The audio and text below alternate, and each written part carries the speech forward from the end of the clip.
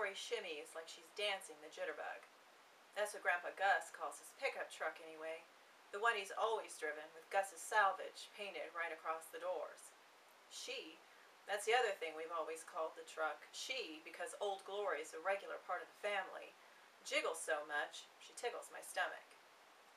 The cab's completely packed. My best friend Lexi's here with me, along with my neighbor, Irma Jean. We're in a giant tangle on the passenger side of the bench seat, our arms and legs weaving in and out of each other as we try to leave Gus enough space to drive. Our voices sound like a whole playground as we squeal and squirm. Excitement leaks out that way and shrieks like air slipping out of a balloon the day before you get sent to a brand new school. The way I figure it, there are two kinds of people in this world. People who shine like the chrome on Old Glory, and people who are more like the rusted metal in the gun's junkyard. And in my entire life, I've been surrounded by people who shine, who have a special something. And starting tomorrow, I'm going to find mine. Gus buys us all sodas from Mick's vending machine, like people buy popcorn at the movies to have something to snack on while the entertainment unfolds. Irma Jean and Lexi both start guzzling their sodas and swinging their legs from the freezer's edge. I'm still standing, quietly sipping my soda as Mick uses a bulldozer with a claw to grab the El Camino through the windows, feed it into the enormous yellow car crusher. The masher lowers, squeezing the car.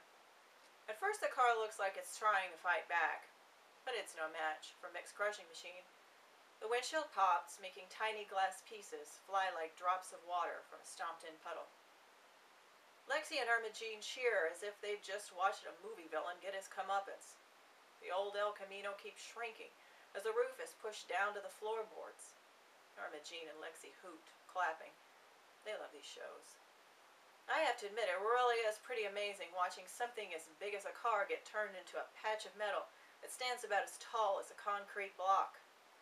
But today, I can hardly even concentrate on the show. I'm too busy imagining what it will be like to start a new school and discover my shine.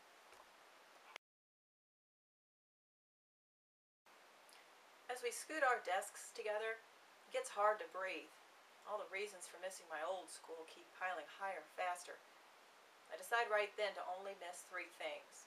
If I just let myself miss 3, I tell myself, maybe it won't sting so bad. 1.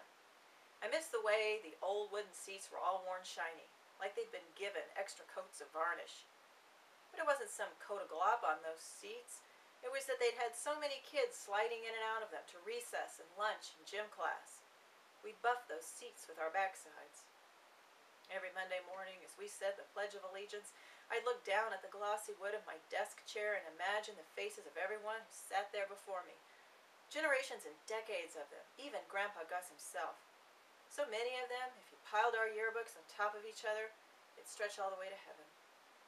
2. The playground trees.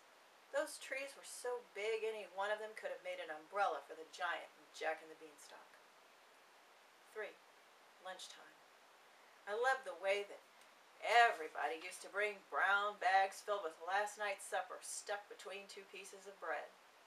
Whatever was left, green beans or a pork chop or tuna casserole, taste of home smashed right between 2 pieces of white.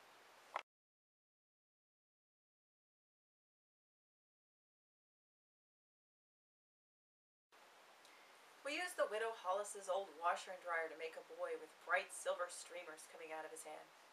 4th of July sparkler. An old vacuum cleaner motor allows a boy to dip his wand into a plastic bottle of soap. When the wind catches the wand, it looks as though he's blowing bubbles. We prop them in the porch swing and on the fence. We've got to be a little creative about where we put our figures, since our yard is starting to get so full.